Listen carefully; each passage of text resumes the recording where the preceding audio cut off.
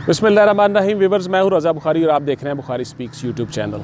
तो व्यूअर्स, आज की मेरी वीडियो जी आप सबकी पुरज़ोर फरमाइश पर कि FIA के मुतल्लिक़ सर हमें बताइए। बहुत से कमेंट्स आप कर लिखते हो, बहुत से कमेंट्स में आप चीज़ें पूछना चाहते हो और आप बार बार बच्चे जो मोस्ट कॉमन क्वेश्चंस करते हो वो ये हैं कि जी हमारी जो है FIA की सर आप सैलरी बता दें और रैंक्स बता दें प्लीज़, किस रैंक की कितनी सैलरी होती है, उसका ग्रेड कितना होता है। तो आज की मेरी वीडियो जी FIA रैंक्स एंड सैलरी के मुतल्लिक़ मैं आपको डिटेल के साथ बताऊँगा। वीडियो को गौर से देखते रहिएगा और स्किप मत कीजिएगा।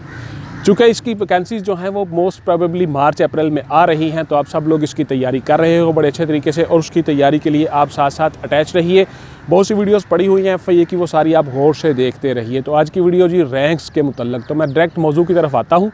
सबसे पहले इसका रैंक होता है जी कंस्टेबल। तो जो कंस्टेबल है FIA का, उस कंस्टेबल की जो उसका ग्रेड होता है, उसकी सैलरी होती है, वो गौर से सुन लें, नोट कर लें।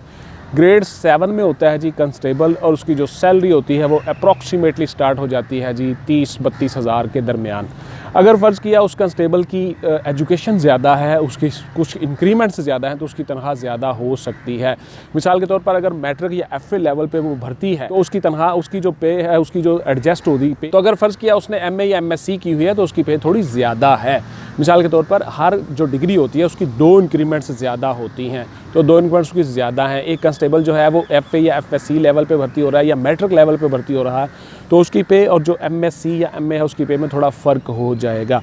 अगर उसने PhD की है, MPhil किया हुआ है, तो उसकी पे थोड़ी अलग से और बढ़ जाएगी, बिकॉज PhD की और MPhil की 5,000 जो है वो ज़्यादा है। हर जगह पे उसका अलाउंस होता है 5,000 तो इस लिहाज से उसकी पे थोड़ी ज़्यादा हो सकती है।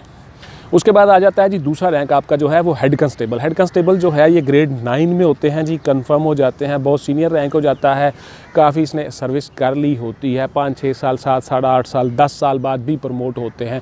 वो आपके सर्विस रिकॉर्ड पे डिपेंड करता है। आप बहुत सी चीज़ें पूछते हो मुझसे, कहते हो सर ये इसके प्रमोशन का क्राइटेरिया बता दें। तो उसमें यह है कि उसकी कुछ ACRs होती हैं, एनुअल कॉन्फिडेंशियल रिपोर्ट्स, जो ऑफिसर्स लिखते हैं उसके बारे में। उसका एक डोजियर होता है, उसकी एजुकेशन होती है, उसके बाद फिर उसकी कुछ अगर इंक्वायरी पेंडिंग है, उसको कुछ सज़ाएँ मिली हुई हैं, तो वो उसकी प्रमोशन जो है वो लेट हो जाती है। और अगर जो उसको कोई ऐसी सज़ाएँ वगैरह नहीं मिली, उसकी ACRs क्लियर हैं, तो फिर उसकी प्रमोशन जो है वो रूटीन में हो जाती है। लेकिन फिर भी 7-8 साल, 9 साल, 10 साल लग जाते हैं, तो इस लिहाज से उनकी प्रमोशन होती है। और उसकी जो पे है अप्रॉक्सीमेटली उसकी पे बन जाती है जी 38 और 42,000 के दरमियान में कहीं एडजस्ट हो जाती है। चूँकि ये वफाकी अदारा है, इसमें थोड़ी पे ज़्यादा होती है, तो इसके जो रैंक्स हैं वो पुलिस के मुताबिक ही हैं, लेकिन इनकी पे थोड़ी ज़्यादा होती है बिकॉज फेडरल है, वफाकी अदारा है और वफाक के कुछ अलाउंसेस साथ लगे होते हैं। इसी तरह से अगर उस हेड कंस्टेबल की कुछ ज़्यादा है, तालीम ज़्यादा है, एजुकेशन ज़्यादा है, उसने BA किया हुआ, उसने MA किया हुआ, तो उस हिसाब से उसकी पे थोड़ी ज़्यादा होगी दूसरे हेड कंस्टेबलान से, तो इस लिहाज से वो काम कर रहा होगा। उसके बाद आ जाता है जी असिस्टेंट सब इंस्पेक्टर का रैंक। तो ये 2 तरह से इनकी पेज एडजस्ट होती हैं, वो ज़रा गौर से सुन लें। असिस्टेंट सब इंस्पेक्टर जो है, एक जो डायरेक्ट बंदा आ रहा है असिस्टेंट सब इंस्पेक्टर, उसकी पे जो है वो थोड़ी कम होगी बिकॉज उसकी इंडक्शन ही ASI के तौर पर न्यू हुई है, न्यूली इंडक्टेड। तो ग्रेड उसका 9 होगा और ग्रेड 9 में जो असिस्टेंट सब इंस्पेक्टर आ रहे हैं, भर्ती हो रहे हैं, उनकी जो है वो पे अप्रॉक्सीमेटली जी 45 से 48 हज़ार के दरमियान में कहीं पे एडजस्ट होगी। और इसीलिए इसी तरह से उसी लिहाज से जो मैंने आपको कांस्टेबल और हेड कांस्टेबल का क्राइटेरिया बताया है, अगर उसकी थोड़ी एजुकेशन ज़्यादा है, उसने MA किया हुआ है, MSc की हुई है, तो उस लिहाज से उसकी थोड़ी पे ज़्यादा होगी। और इसी तरह से अगर फ़र्ज़ किया उसकी जो है वो उसकी एजुकेशन रूटीन के मुताबिक है, तो उसकी पे थोड़ी कम होगी। इसी तरह से जो ASI नीचे से कांस्टेबल से ऊपर प्रमोट होकर आ रहे हैं, उनकी सीनियरिटी ज़्यादा हो जाती है, उनकी थोड़ी सर्विस ज़्यादा हो जाती है, तो उनकी पे का फ़र्क होता है। उनकी पे अप्रॉक्सीमेटली जो है वो 50-55 हज़ार के दरमियान तक चली जाती है, 60 हज़ार भी हो सकती है। तो इसलिए उनकी पे का फ़र्क पड़ जाता है, जो डायरेक्ट हैं और जो रैंकर्स होते हैं। इसी तरह से उसकी भी एजुकेशन अगर ज़्यादा है तो उसकी इंक्रीमेंट ज़्यादा होंगी, अगर उसकी एजुकेशन रूटीन में है तो उसकी इंक्रीमेंट थोड़ी कम होगी, 5-6 हज़ार का फ़र्क पड़ जाता है। आप मुझसे कमेंट्स में पूछते हो कि सर उसकी तो इतनी होती है पे, उसकी तो इतनी सैलरी होती है, तो देखिए ये सारी की सारी बातें आपको नहीं पता होती। सर्विस स्ट्रक्चर के हिसाब से कुछ चीज़ें होती हैं, कुछ चीज़ें एजुकेशन के हिसाब से होती हैं, कुछ चीज़ें डायरेक्ट और इनडायरेक्ट भर्ती होने की वजह से होती हैं। इनडायरेक्ट से मुराद रैंकर्स होते हैं, जो नीचे से प्रमोट होकर ऊपर आते हैं, तो इसलिए उनकी पे एडजस्ट होती है। इसके बाद आ जाते हैं जी, जब ये ASI कंफर्म हो जाता है तो फिर ये ग्रेड 11 में चले जाते हैं, 11वें स्केल में चले जाते हैं। उसी हिसाब से उनकी पे भी थोड़ी बढ़ जाती है, थोड़ी ज़्यादा हो जाती है।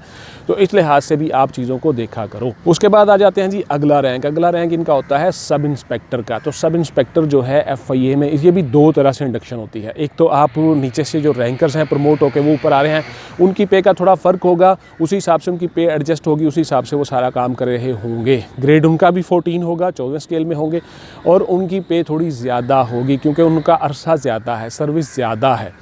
तो अप्रॉक्सीमेटली इनकी पे हो जाती है जी 60 से 65,000, 70,000 तक भी हो सकती है उनकी एजुकेशन के हिसाब से। फ़र्ज़ किया उनकी एजुकेशन जो है वो MA MSc है या PhD है या MPhil है। तो PhD और MPhil का तो आपको मैंने क्राइटेरिया साफ साफ बता दिया कि उनकी 5,000 ज़्यादा होती है, अलाउंस होता है उसका बाकायदा।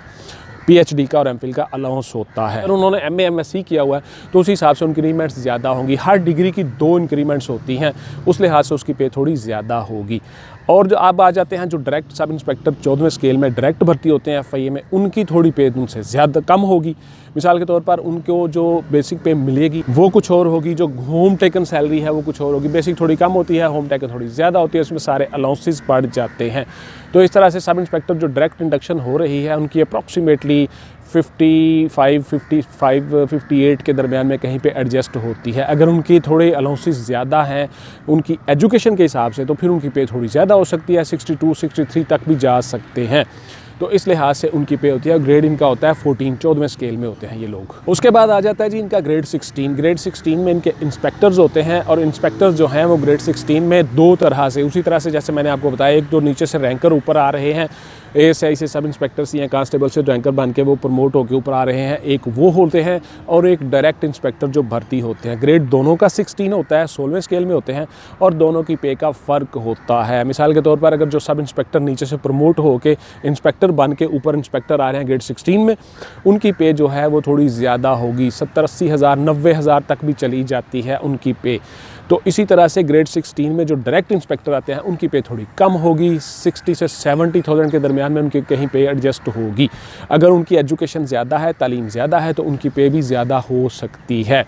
उसके मैंने आपको बता दिया कि हर इंक्रीमेंट जो है, हर जो डिग्री है उसकी जो 2 इंक्रीमेंट्स होती हैं वो अजाफी होती हैं। इसी तरह से ग्रेड 16 में जब ये कंफर्म हो जाते हैं, गज़टेड 2 इनको कहा जाता है ग्रेड 16 वालों को, तो गज़टेड 2 जो हैं इनकी जो है वो उसी तरह से पे बढ़ती जाती है, आहिस्ता आहिस्ता उनके इख्तियारात भी बढ़ते जाते हैं। इसके बाद इनके आ जाते हैं जी ग्रेड 17 में असिस्टेंट डायरेक्टर। असिस्टेंट डायरेक्टर जो होते हैं ये भी 2 तरह से इंडक्शन होती है। एक जो नीचे से प्रमोट होकर ऊपर आ रहे हैं इंस्पेक्टर से, या सब इंस्पेक्टर जो प्रमोट होकर असिस्टेंट डायरेक्टर बन रहे हैं, ग्रेड से 17 है उनका भी गज़टेड 1 बन जाते हैं ग्रेड 17 में, पुलिस के DSP के बराबर। तो जो डायरेक्ट जो भर्ती हो रही है, जो डायरेक्ट असिस्टेंट डायरेक्टर आ रहे हैं वो भी ग्रेड 17 में है, उनकी तनख्वाह थोड़ी ज़्यादा होगी, उनकी पे थोड़ी ज़्यादा होगी। तो असिस्टेंट डायरेक्टर जो हैं जो नीचे से प्रमोट होकर ऊपर आ रहे हैं उनकी पे जो है अप्रॉक्सीमेटली 1 लाख 1,10,000 15,000 के दरमियान में कहीं पे एडजस्ट होगी। एजुकेशन का क्राइटेरिया वही है, अगर उन्होंने MPhil PhD किया हुआ तो उसकी अलाउंस ज़्यादा होंगे, तनख्वाह ज़्यादा होगी, अगर नहीं किया तो कम होगी। इसी तरह से इनकी तनख्वाह वेरी कर रही होती है। उसके साथ साथ एक और फैक्टर भी होता है कि अगर डिपार्टमेंट की तरफ कोई सज़ा मिली हुई है कि 2 स्टेजेस इंक्रीमेंट स्टॉप, या इनकी जो है इतनी तनख्वाह जो है वो कम, या पे स्टॉपेज, तो उस हिसाब से उनकी पे कम ज़्यादा हो सकती है। जिनको सज़ाएं मिलती हैं उनकी पे भी थोड़ी कम हो जाती है अगर पे डिडक्शन के ऑर्डर्स ऑफिसर्स करते हैं दौरान सज़ा। तो इस लिहाज से भी सज़ा उनकी जो है वो पे कम ऊपर नीचे हो सकती है। मैं डिटेल के साथ चीज़ें आपको बता रहा हूँ, गौर से सुन लीजिए। आप बहुत से सवाल करते हो कि सर उसकी तो इतनी है, उसकी तो इतनी है। चूँकि आपको अभी इन चीज़ों का पता नहीं होता तो इसलिए आप बिला वजह ये बातें करते हो। जब डिपार्टमेंट आएगा फिर आपको पता चल जाएगा। एनीहो, तो असिस्टेंट डायरेक्टर जो हैं जो डायरेक्ट भर्ती होते हैं उनकी पे थोड़ी कम होती है। ग्रेड 17 है, सारा कुछ वही है, इख्तियारात भी वही हैं, लेकिन उनकी पे कम होगी। मिसाल के तौर पर उनकी पे जो है वो 70-80 हज़ार के दरमियान में कहीं पे एडजस्ट होती है। एजुकेशन का फ़र्क फिर से वही बता रहा हूँ, अगर ज़्यादा एजुकेशन है तो तनख्वाह थोड़ी ज़्यादा होगी, अगर एजुकेशन कम है तो तनख्वाह थोड़ी कम होगी। तो इस लिहाज से उनके इंटाइटलमेंट पे गाड़ी भी आ जाती है, उनके इंटाइटलमेंट पे ऑपरेटर्स आ जाते हैं, गनमैन आ जाते हैं, उनका रीडर्स होते हैं, अमला साथ साथ होता है, वो भी उनके इंटाइटलमेंट पे आ जाते हैं। ग्रेड्स चूँकि 17 होता है, हर चीज़ इनकी इंटाइटलमेंट पे होती है। इनको घर भी मिल सकता है अगर कोई वेकेंट है, खाली है। अगर घर नहीं मिला तो हाउस अलाउंस मिल जाएगा, हाउस रेंट मिल जाएगा। अगर घर खाली है तो वो घर मिल जाएगा और तनख्वाह में से हाउस रेंट कट जाएगा। तो इस तरह से उनकी तनख्वाह एडजस्ट हो जाएगी। उसके बाद आ जाते हैं जी डिप्टी डायरेक्टर। तो डिप्टी डायरेक्टर जो हैं वो इनके ग्रेड 18 में होते हैं जी। ग्रेड 18 में हमारे जो एसपी साहबान होते हैं पुलिस में, उनके बराबर इनका रैंक आ जाता है। पुलिस से भी डायरेक्ट आ जाते हैं यहाँ पे ट्रांसफ़र करवा के। उनकी अलग से मैं एक वीडियो आपके लिए बना दूंगा। बहुत सी वीडियोस पड़ी हुई हैं FIA की, वो गौर से देख लीजिएगा मेरे चैनल के ऊपर। इंशाल्लाह ताला आपको बहुत सी मालूमात, बहुत सी चीज़ें मिल जाएंगी। तो आता हूँ जी ग्रेड 18 में डिप्टी डायरेक्टर की तरफ से। डिप्टी डायरेक्टर जो होते हैं उनको गाड़ी, घर, ऑपरेटर्स, गनमैन, उसके साथ साथ उनके रीडर्स, नायब रीडर्स, अमला, उनको काफ़ी सारा मिल जाता है जो उनकी एंटाइटलमेंट पे होता है ग्रेड 18 में। गस्टेड ऑफिसर होते हैं, इनको डिप्टी डायरेक्टर लगाया जाता है। इनको जोनल हेड भी बनाया जा सकता है। इनको बहुत सी जगहों पे लगाया जा सकता है। बहुत ज़्यादा अच्छे इख्तियारात होते हैं, अच्छा रैंक होता है। तो इनकी पे जो है वो अप्रॉक्सीमेटली 1,15,000, 20,000, 25,000 तक भी हो सकती है। 1,15,000 से 1,25,000। उसके साथ साथ अगर इनकी एजुकेशन ज़्यादा है, इन्होंने MSc की हुई है, MPhil किया हुआ है, इन्होंने PhD की हुई है, तो फिर उनकी तनख्वाह थोड़ी ज़्यादा हो जाती है। जिन्होंने ये चीज़ें नहीं की उनकी तनख्वाह थोड़ी कम होती है। 5-7 हज़ार का, 6 हज़ार का फ़र्क पड़ जाता है। उसके साथ साथ कुछ ऐसे अलाउंसेस होते हैं जो वफाक में ऊपर मिलते हैं फेडरल की वजह से, तो उसकी वजह से भी तनख्वाह थोड़ी कम ज़्यादा हो सकती है। उसके साथ साथ अगर इनको घर मिला हुआ है, इनकी एंटाइटलमेंट पे होता है घर, तो फिर उनकी पे में से वो हाउस रेंट कट जाता है, हाउस अलाउंस कट जाता है। अगर उनको घर नहीं मिला हुआ तो वो साथ साथ हाउस रेंट मिलता रहता है, उससे तनख्वाह थोड़ी कम हो जाती है। जो होम टेकन सैलरी होती है वो ज़्यादा हो जाती है। अलाउंसेस कट जाए तो तनख्वाह कम हो गई, अलाउंसेस फिक्स हैं तो तनख्वाह थोड़ी ज़्यादा होगी। तो वेरी करती रहती है ग्रेड 18 में। उसके बाद आ जाते हैं जी इनके ग्रेड 19 में एडिशनल डायरेक्टर्स या SSP रैंक के जो बराबर होते हैं लोग, उन सब की पे जो है वो थोड़ी ज़्यादा हो जाती है। उनका रैंक ज़्यादा बड़ा हो जाता है, उनके एंटाइटलमेंट पे भी चीज़ें ज़्यादा होती हैं, तो वो रैंक ज़्यादा हो जाता है। इनकी तनख्वाह जो है वो अप्रॉक्सीमेटली 1,30,000, 1,40,000, 50 तक भी चली जाती है सम टाइम। तो इनकी तनख्वाह भी उसी तरह से वेरी करती रहती है। अगर फ़र्ज़ किया डिपार्टमेंट की तरफ से कोई रिस्ट्रिक्शंस हैं, इनके घर मिले हुए हैं, अलाउंसेस कम मिल रहा है, घर अलाउंस, हाउस रेंट कटा हुआ है, तो उससे तनख्वाह थोड़ी कम होगी। अगर हाउस रेंट उसमें है तो तनख्वाह ज़्यादा होगी। इसी तरह से अगर उनकी एंटाइटलमेंट पे गाड़ियाँ शाड़ियाँ हैं, वो गाड़ी यूज़ नहीं कर रहे, वो भी फ़र्क पड़ सकता है। और अगर उनकी थोड़ी एजुकेशन ज़्यादा है, उन्होंने MPhil किया हुआ है, PhD की हुई है, तो उस हिसाब से भी उनकी तनख्वाह थोड़ी ज़्यादा हो सकती है दूसरे लोगों से। तो एडिशनल डायरेक्टर बहुत अच्छा रैंक है जी। उसमें इंशाल्लाह इनको जो है वो जोनल हेड के साथ साथ इनको पूरी डिवीज़न दी जा सकती है। पूरा पंजाब, साउथ पंजाब, ईस्ट पंजाब, जिस तरह भी इनकी डिवीजन्स है, वो मेरी अलग से वीडियो पड़ी हुई है, वो देख लीजिएगा कि FIA की हायरार्की क्या है और उनकी डिवीज़न क्या है, इनकी तकसीम क्या है, पूरे पाकिस्तान में ये किस तरह से काम करते हैं और किस तरह से डिप्लॉय हो रहे होते हैं।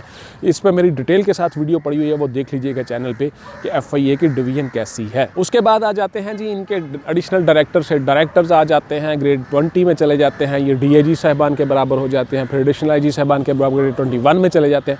उस हिसाब से इनकी तनख्वाह जो है वो 15-20 हज़ार, 30 हज़ार ज़्यादा होती रहती है हर स्केल में। ग्रेड 20 में जब चले जाते हैं इनकी तनख्वाह जो है वो अप्रॉक्सीमेटली 170-160 के दरमियान में कहीं पर एडजस्ट होती है। इसी तरह से उनकी अगर एजुकेशन ज़्यादा है तो तनख्वाह भी ज़्यादा हो सकती है।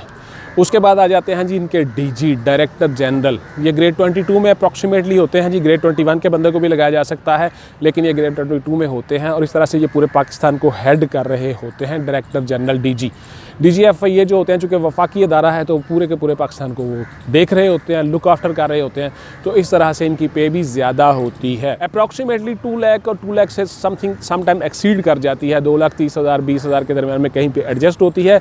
ग्रेड इनका होता है 21, 22, तो इस तरह से उनके इख्तियारात भी ज़्यादा होते हैं। तो व्यूअर्स, ये थी मेरी आज की वीडियो जी। इंशाल्लाह ताला आपको उम्मीद है पसंद आई होगी। लाइक शेयर ज़रूर कर दीजिएगा। मेरा दूसरा चैनल है बुखारी टेक एंड स्टाइल, उसके ऊपर आप देख सकते हो कि आप यूट्यूब वीडियोज़ को कैसे ग्रो कर सकते हो, यूट्यूब चैनल कैसे बना सकते हो, यूट्यूब चैनल से पैसे कैसे कमा सकते हो। मेरे उस चैनल को भी लाइक शेयर ज़रूर कर दीजिएगा। Thank you very much. Description में उसका लिंक दिया हुआ है। अगली वीडियो तक जी अपना ढेर सारा ख्याल रखिएगा। टिल देन टेक केयर, अल्लाह हाफ़िज़ एंड गुड बाय। पाकिस्तान जिंदाबाद।